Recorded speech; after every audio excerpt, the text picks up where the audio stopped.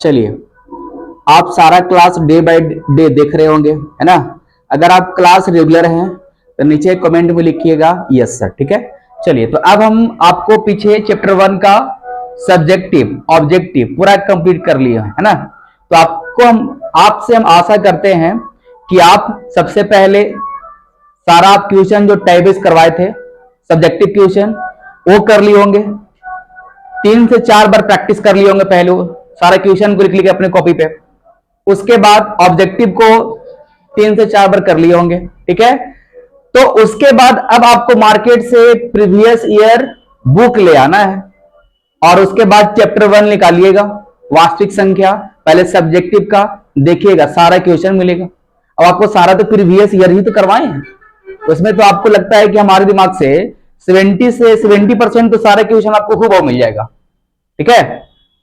तो आपको 30% ही तो 30% तो करना ही है, ठीक है। उसी तरह से आप ऑब्जेक्टिव कर लीजिएगा, ठीक है। तो चलिए अब हम आते हैं चैप्टर 2 में।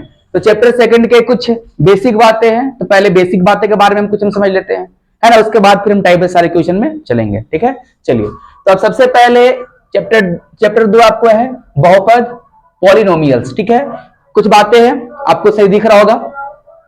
यहां लिखता है कि a0 plus a1 x plus a2 x के power 2 plus dash dash plus an x के पावर n के रूप का कोई बीजीय व्यंजक बहुपद कहलाता है, जहां a0 a1 a2 वास्तविक संख्या है और an नॉट इक्वल टू 0, यानी n कभी भी 0 बराबर हो सकता नहीं है, तथा n अऋणात्मक पूर्णांक है, तथा n एक अऋणात्मक पूर्णांक है। x के उच्चतम घात n को बहुपद का घात होता है। तो पहले यहां पे बात को समझिएगा कि सर अऋणात्मक, है ना, सर अऋणात्मक क्या होता है, अऋणात्मक क्या होता है। तो आप जानते हैं कि सर ऋणात्मक, है ना, ऋणात्मक जानते हैं कि सर माइनस, है ना। तो ऋणात्मक जानते हैं कि सर माइनस होता है, तो अऋणात्मक क्या होगा, प्लस। यानी यहां पे ये बोल रहा है कि n का मान हमेशा क्या होना चाहिए, तो बोलेगा सर n के मान हमेशा सर हो सकता है 1 होना चाहिए, 2 3 4 5 डैश डैश इस तरह से होना चाहिए n का मान, ठीक है। अब बोलेगा सर n का मान क्या क्या नहीं होना चाहिए, तो आप n का मान ये सब नहीं होना चाहिए।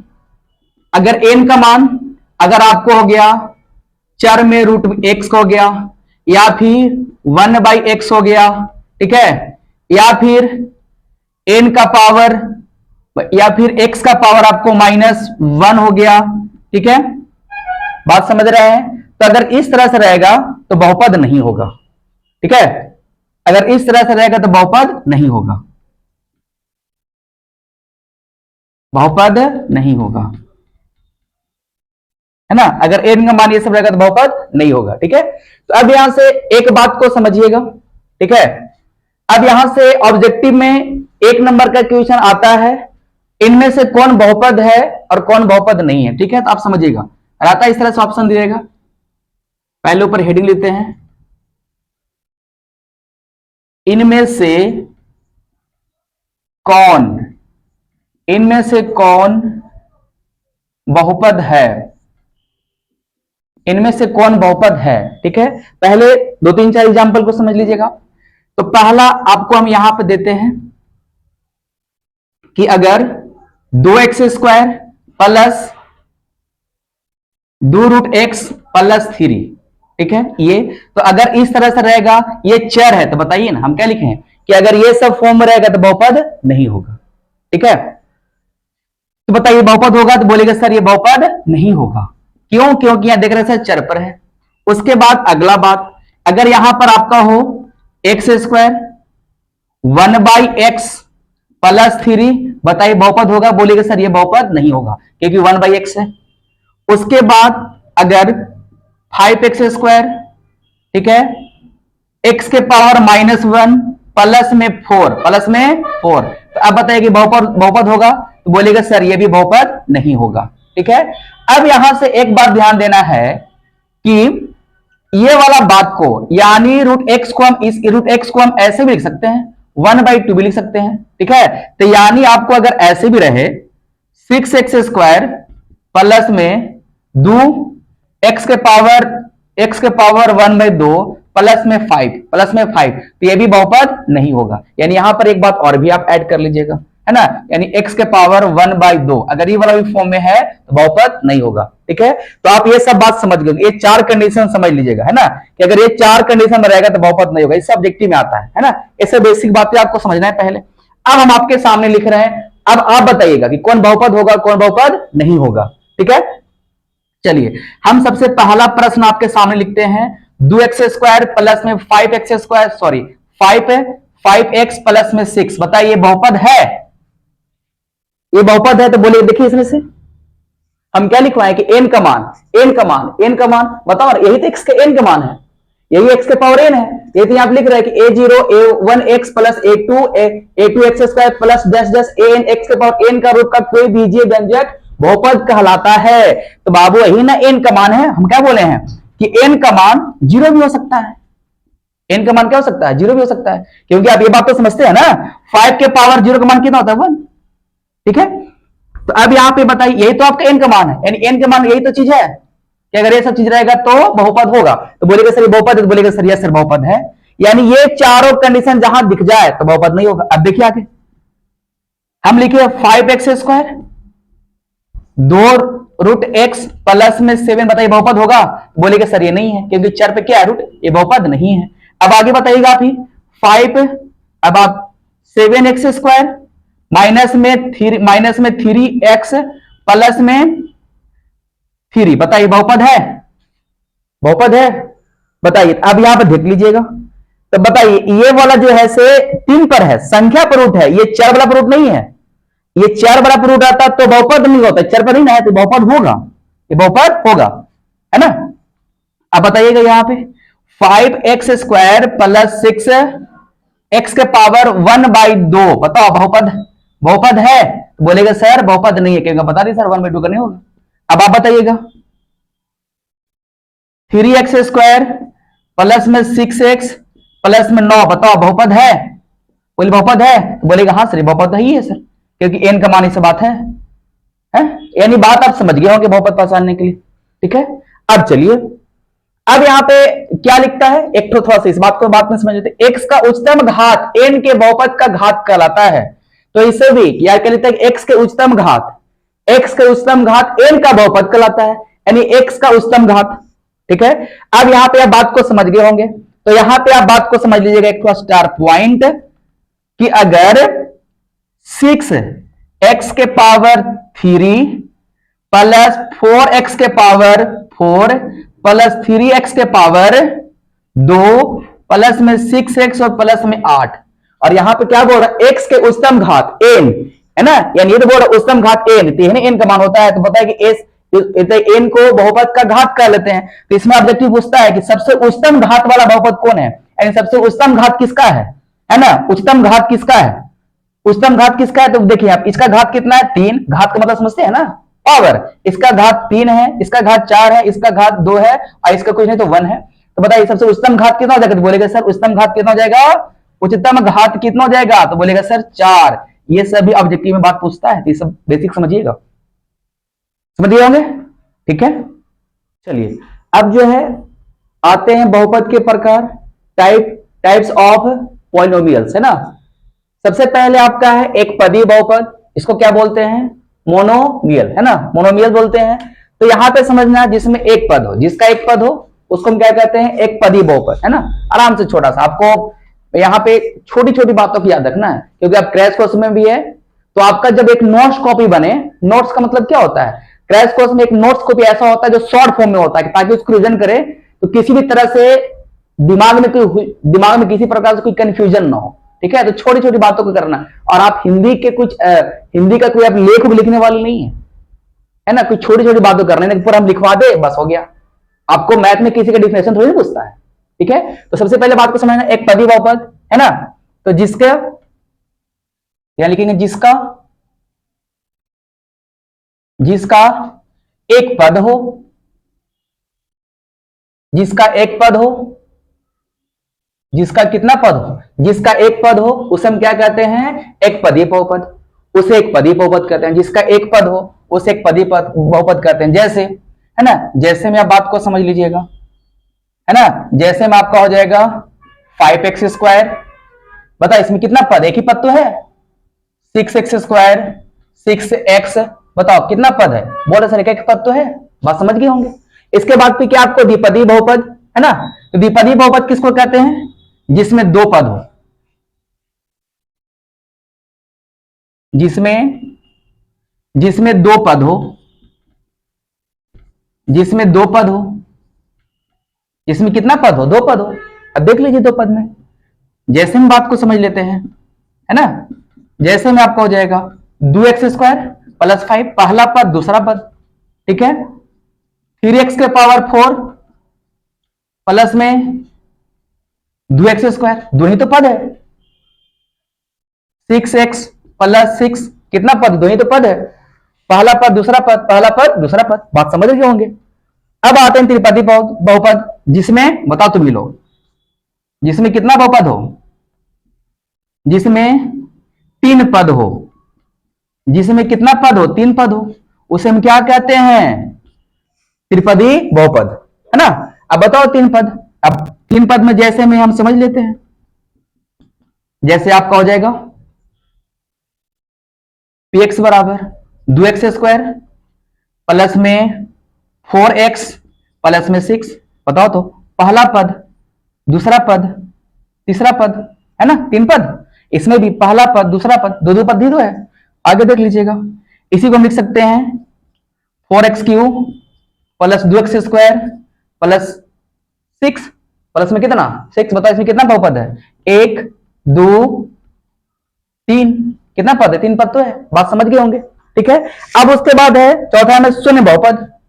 शून्य बहुपद, तो शून्य बहुपद किसको कहते हैं, जो px का मान, यानी px का मान कितना हो जाए, शून्य। px का मान क्या हो जाए, शून्य। तो इसका इक्वेशन आप इस प्रकार लिख सकते हैं, px बराबर 0x² प्लस 0 × x प्लस में 0, तो क्या आएगा, 0 ही तो आएगा, है ना। बात समझ गए होंगे, ये सब चारों पॉइंट समझ में आ गया होगा, ठीक है। क्योंकि हमको आगे भी चलना है फास्ट, तो आप इसी में रहेंगे तो पता चलेगा क्रैश कोर्स क्या हमारा, जहां आपको कम से कम 60 दिन में पूरा खत्म करना है, 90 दिन में भी खत्म नहीं होगा, ठीक है। चलिए अब आते हैं आगे, बहुपद के प्रकार, टाइप ऑफ पोलिनोमियल्स, घात के अनुसार, ठीक है ना। पहले आपको था खाली बहुपद के प्रकार, अब आपको घात के अनुसार, ठीक है। तो घात के अनुसार बात को हम समझते हैं। तो सबसे पहले आपका है एक घातीय बहुपद। एक घातीय बहुपद जिसका घात एक हो, जिसका घात एक हो, जिसका घात क्या हो, एक हो, जिसका घात एक हो उसको हम क्या कहते हैं, एक घातीय बहुपद, ठीक है। अब जैसे इसको हम समझ लेते हैं, इसका इक्वेशन होता है यानी समस्त पद, यानी आपका हो जाएगा समस्त पद px बराबर, इसका इक्वेशन हो जाता है समस्त पद px बराबर हो जाएगा आपका, यानी इसका हो जाएगा x plus b, x plus b, a not equal to 0, a 0 के बराबर हो सकता नहीं है। अब इसका इक्वेशन समझ लेते हैं को, यानी px बराबर आपका क्या हो जाएगा, इसको आप लिख सकते हैं 2x प्लस 5, या आप लिख सकते हैं 5x प्लस 6, 5x प्लस 6। अब पता है आपको सर इसका इक्वेशन क्या होता है, x, इसका इक्वेशन होता है x प्लस बी, और एक कभी भी 0 बराबर हो सकता नहीं है। जैसे अगर a का मान यहाँ पे देखिए, a का मान आप इसमें बताइए, इसमें बोलिएगा a का मान कितना होगा, तो x का, देखिए x का जो गुना होता है वही कहलाता है क्या, a, क्या कहलाता है, a। तो बताइए यहां से a बराबर क्या होगा, तो बोलेगा सर मेरा a बराबर हो जाएगा सर 2, a बराबर कितना हो जाएगा 2, ठीक है। उसके बाद b बराबर कितना हो जाएगा, तो बोलेगा सर b बराबर हो जाएगा 5, ठीक है। तो अब बताओ a का मान अगर हम रख देंगे 0, क्या रख देंगे 0, तो ये तो पूरा 0 हो गया, काम खत्म हो जाएगा, ठीक है, बात समझ रहे होंगे, ठीक है। उसके बाद फिर है द्विघातीय बहुपद, बताइएगा जिसका घात जिसका घात 2 हो, जिसका घात 2 हो, जिसका घात 2 हो, सो क्या कहते हैं, द्विघाती बहुपद, ठीक है। तो इसका इक्वेशन हो जाता है px बराबर x² bx प्लस c बराबर 0, यहां भी आपका हो जाएगा A not equal to zero, A zero बराबर हो सकता नहीं है, क्योंकि अगर ए का मान जहां जीरो हो गया तो बताओ तो bx प्लस सी हो जाएगा, है ना, तो फिर एक घात वाला हो जाएगा वो। तो चलिए इसका इक्वेशन आपका हो जाएगा px बराबर, इसको आप लिख सकते हैं 5x स्क्वायर 6x प्लस में 2 बराबर 0। अब आप बोलिएगा a का मान क्या होगा, बोलेगा सर a बराबर 5 है सर। b का मान क्या होगा, तो बोलेगा सर b बराबर 6 है। c का मान क्या होगा, c बराबर आपका 2 होगा, ठीक है, क्योंकि आपको a b c का मान करके आगे निकालना है, इसलिए अभी आपको बता दे रहे हैं। अब इसमें आप ही बताइएगा, हम यहाँ पे लिखे 9x स्क्वायर माइनस में 2x प्लस में c, जल्दी बताइए a का मान कितना होगा, बोलिए। तो बोलेगा सर a का मान होगा 9 सर, b का मान कितना होगा, तो सर b का मान बोलेगा सर -2 होगा, c का मान कितना होगा 6। बात को समझ गए होंगे। अब चलिए त्रिघाती बहुपद, तो इसमें हो जाएगा जिसका 3 घात हो, जिसका 3 घात हो उसको हम क्या कहेंगे, त्रिघातीय बहुपद, ठीक है। अब इसका इक्वेशन समझ लेते हैं। तो इसका इक्वेशन क्या होता है, px बराबर x का क्यूब प्लस में bx स्क्वायर प्लस में cx और प्लस में क्या d, प्लस में हो जाता है d, और यहां भी आपका हो जाएगा a नॉट इक्वल टू 0, क्योंकि जहां a 0 हो गया तो फिर द्विघात वाला हो जाएगा, द्विघाती हो जाएगा, है ना, ये बात समझ रहे होंगे आप, ठीक है। तो अगर इसको इक्वेशन देखा जाए तो px बराबर आपका 2x स्क्वायर 2x क्यूब, त्रिघात है ना, 2x cube 5x square 6x 2, ठीक है। अब बताइएगा इसमें a का मान कितना है, तो आप बोलेगा सर a, देखो ये वाला, यहां देखो ये है ना a है, यही ना a है ना, जो a x के जो गुणांक में, त्रिघात वाला में x गुणांक में जो रहेगा वो कहलाएगा a, यहां पे द्विघात में x गुणांक कहलाएगा क्या b, यहां x गुणांक क्या कहलाएगा c, और d आपको हो जाएगा क्या अचल पद। अब यहां से देखिएगा a का मान, a बराबर कितना हो जाएगा 2, बोलिए b बराबर कितना हो जाएगा 5, c बराबर कितना हो जाएगा 6, और d बराबर कितना होगा, तो बोलेगा सर d बराबर कितना हो जाएगा सर 2 होगा, ठीक है। ये सब बातों को भी समझते चलना है, आगे जब क्वेश्चन बताएंगे तो आपको ऐसे ए बी करना होगा, तो आपको ए और बी पता ही नहीं चलेगा, हम डायरेक्ट लिखेंगे तो पता ही नहीं चलेगा ए क्या है, बी क्या है, सी क्या है। चलिए अब आप बोलिएगा, अब आपको बोलना है px बराबर 9x स्क्वायर माइनस में 3x स्क्वायर प्लस में 4√2x और प्लस में 6, बताइए ए का मान कितना होगा, तो बोलेगा सर x का, सॉरी यहाँ पे x का क्यू होगा, x क्यू का गुणांक, तो a बराबर कितना हो जाएगा, बोलेगा सर a बराबर हो जाएगा 9, b बराबर कितना होगा, तो बोलेगा सर b बराबर हो जाएगा सर -3, c बराबर क्या होगा, तो बोलेगा सर c बराबर हो जाएगा, देखो पूरा x जो गुणांक में है, x गुणांक में 4√2 है, तो c गुणांक क्या होगा, तो बोलेगा सर 4√2, और फिर बोलेंगे d का मान क्या होगा, तो बोलेगा सर d का मान है सर 6। बात समझ गए होंगे सही से आप, ठीक है। चलिए अब यहाँ पे देखिएगा आगे किसी बहुपद के शून्यक और गुणांकों के बीच संबंध, है ना। आपको सबसे पहले रैखिक बहुपद, या इसको आप बोल सकते हैं एक घातीय बहुपद भी, बात एक ही होता है। तो बताइए एक घातीय बहुपद के पीछे बताए थे इक्वेशन, इसका इक्वेशन क्या होता है, तो बोलेगा सर इसका इक्वेशन होता है सर px बराबर x प्लस b, है ना। आप बोलेगा जहां a not equal to 0, a 0 बराबर कभी हो सकता नहीं है ना, जिसके शून्यक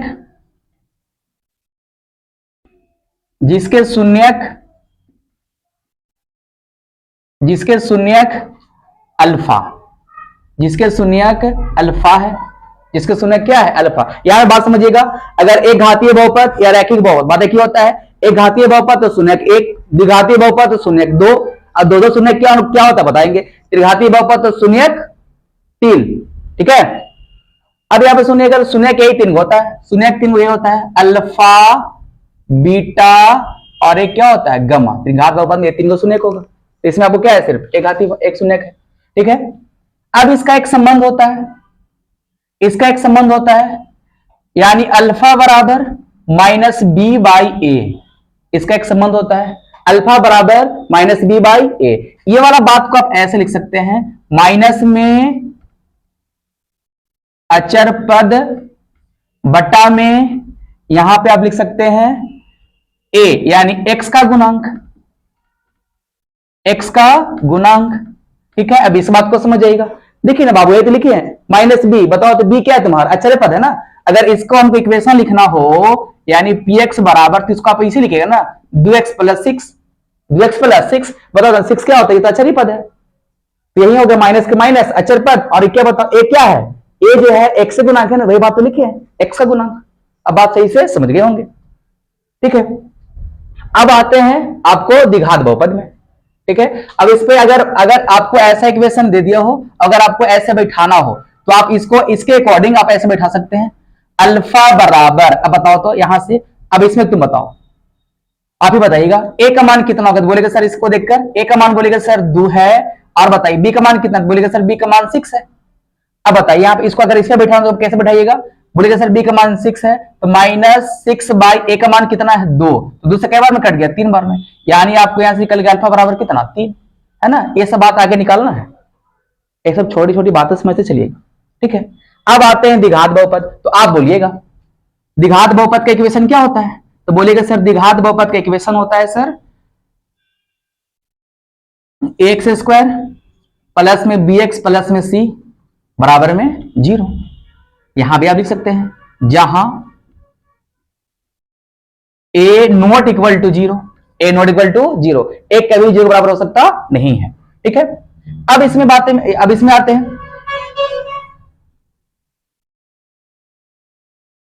अब इसका एक इक्वेशन देख लिया जाए इसी के अनुसार, तो px बराबर क्या, हम ऐसे लिख सकते हैं 4x स्क्वायर प्लस में 2x प्लस में 6 बराबर में 0, ठीक है।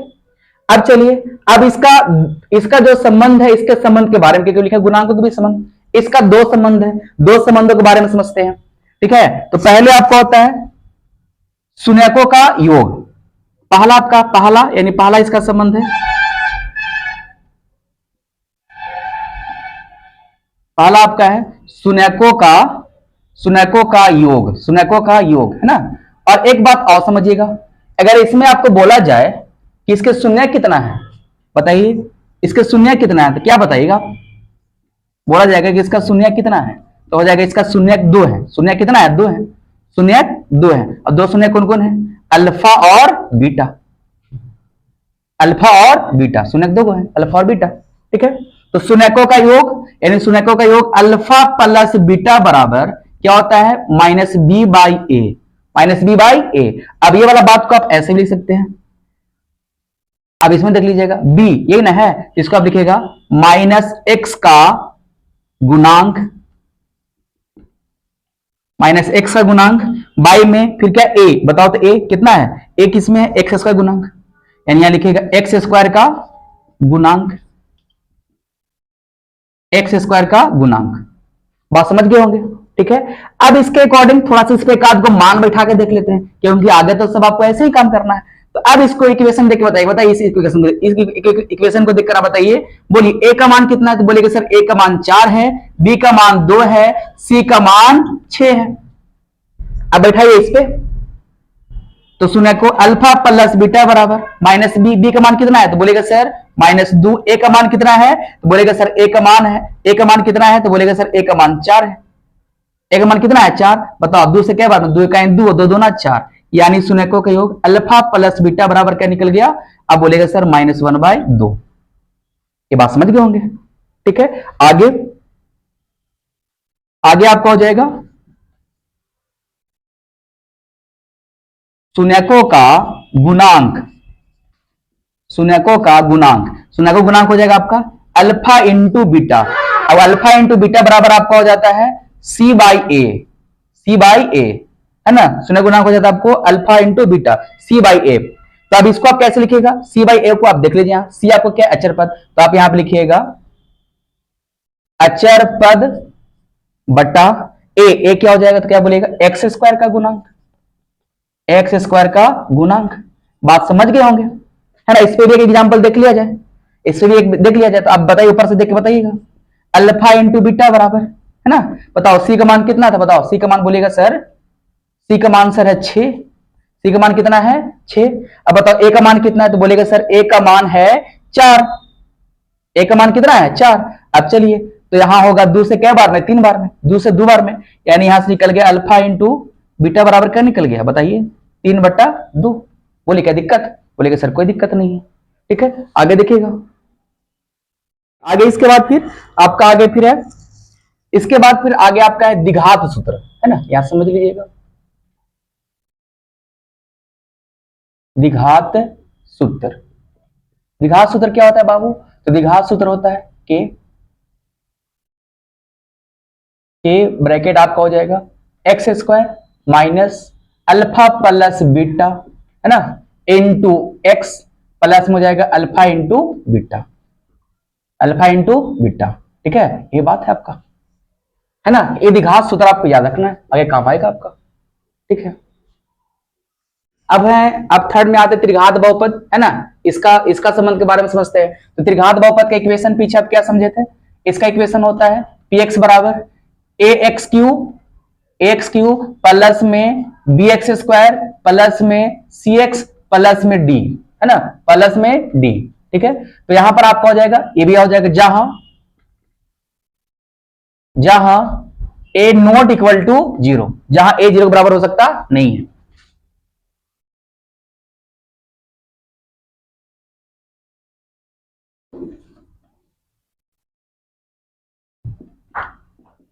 इसके शून्यक बताओ, इसके शून्यक कौन कौन होगा? तुम्हें बताओ, बताइए आप ही। तो त्रिघात है तो बोले त्रिघात में क्या शून्यक? तीन। इसके शून्यक अल्फा बीटा और अल्फा बीटा और गम्मा है ना, अल्फा बीटा और गम्मा है।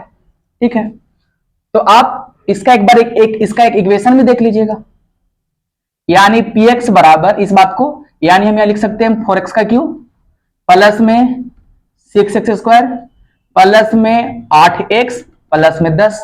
अब आप ही बोलिएगा, बताइए ए का मान कितना है? तो बोलेगा सर ए का मान 4 है। बी का मान कितना है? तो बोलेगा सर बी का मान 6 है। सी का मान कितना है? तो बोलेगा सी का मान 8 है। डी का मान कितना है? तो बोलेगा सर डी का मान 10 है। बात को समझ रहे हो ना सही से आप? ठीक है, अब चलिए, अब आते हैं इसका संबंध के बारे में, है ना। तो इसके तीन कंडीशन है, तीन संबंध है। अब तीनों संबंध को बारी बार समझते हैं। सबसे पहले शून्यकों का योग। पहले त्रिघात में सबसे पहला है आपको शून्यकों का योग। पहला आपका है शून्यकों का योग, पहला आपका है शून्यकों का योग। अब बताओ त्रिघात बहुपद तो शून्य क्या होगा? तीन। तो शून्यकों का तीन, alpha plus beta plus gamma, alpha plus beta plus gamma बराबर क्या हो जाएगा? तो बोलेगा सर होगा minus B by A, minus B by A. ठीक है, सही से दिख रहा है ना आप लोगों को, है ना, माइनस बी बाई ए। ठीक है, अब बताइएगा आप ऊपर देखकर हम यहां बराबर में क्या लिखेंगे?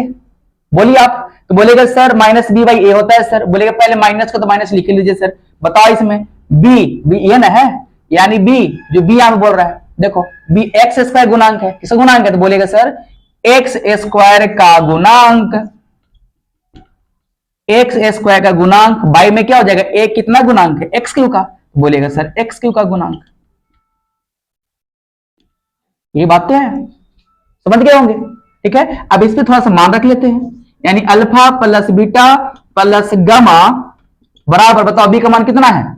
बोलेगा सर बी का मान 6 है, माइनस 6। ए का मान कितना है? बोलेगा सर ए का मान 4 है। काटो 2 से 3 बार में, 2 से 2 बार में, यानी आपको निकल गया alpha plus beta plus gamma बराबर कितना? माइनस 3/2। बात समझ गए होंगे सही से। आगे फिर आते हैं, आगे आपके है, आगे फिर इसके आगे आते हैं। आगे आपको है 2 करके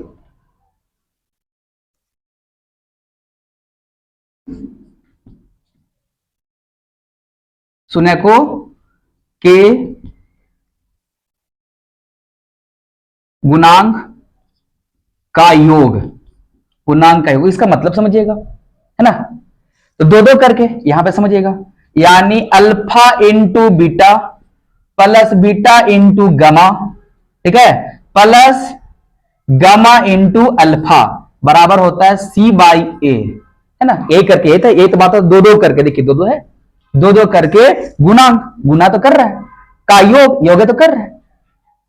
ठीक है, अब इसके बारे में समझ लेते हैं। इसका क्या होता है? सी बाई ए। अब बताओ ना, यहां पर ये देखो, ये वाला जो बात है ना, देखो ये वाला बात को हम थोड़ा यहां पे लिख देते हैं। यहां पे क्या बोला? सी बाई ए। बताओ सी क्या है? यहां से देख के बताओ सी क्या है? तो बोलेगा सर सी है कितना? एक से गुणांक। तो क्या यहां पे हम लिख सकते हैं? यहां पे देखिए वाला बात को हम यहां पे लिख दे रहे हैं, यानी यहां पे, यहां नहीं तो आप नीचे लिख देते हैं, है ना, थोड़ा समझ जाना। यानी यहां पर हो जाएगा एक्स का एक्स का गुणांक ए स्क्वायर। अब ए में है, ए का मान कितना होगा एक्स क्यू, यानी एक्स क्यू का गुणांक, एक्स क्यू का गुणांक, है ना। बात को समझ गए होंगे। अब बोलेगा सर इसका थोड़ा सा इस पे मान रख दीजिए, तो ये वाला पूरा बात का ये वाला पूरा बात यहां कर दिए सी बाई ए। तो बोलेगा सर सी का मान कितना है, बोलेगा सर सी का मान है 8। ए का मान कितना है, तो बोलेगा सर ए का मान है 4, यानी 4 दूना 8, 4 दूना 8, यानी पूरा alpha into beta, beta into गमा, यानी पूरा ये वाला बात, alpha into beta plus beta into गमा प्लस गमा इंटू अल्फा का कितना मान निकल के 2। बात समझ गए होंगे, ठीक है। एक तो और इसका संबंध है जो हम आपको ऊपर लिखने वाले हैं। अब इसके बाद आगे है, ठीक है, आगे बात को समझिएगा। आगे आपका है शून्यकों का गुणांक, आगे आपका है शून्यकों का गुणांक, शून्यकों का गुणांक, शून्यकों का गुणांक हो जाएगा आपका अल्फा इंटू बीटा इंटू गमा, है ना। अल्फा इंटू बीटा इंटू गमा बराबर आपका क्या हो जाएगा minus D by A, minus D by A. अब इसको आप कैसे लिखेगा, माइनस डी बाई ए को आप क्या लिख सकते हैं, अब तो ऊपर की इक्वेशन हम खत्म ही कर दिए हैं, ऊपर मिटा दिए ना, तभी तो आपको पढ़ाया है, ठीक है। तो इसको आप समझिएगा, हम पूरा एक बार फिर लिख देते हैं यहाँ पे, ताकि आप इसको देख के बता दें। ऐसे जो बच्चा समझ गया होंगे डायरेक्टली भी कर देंगे, पर हम यहाँ पे लिख देते हैं।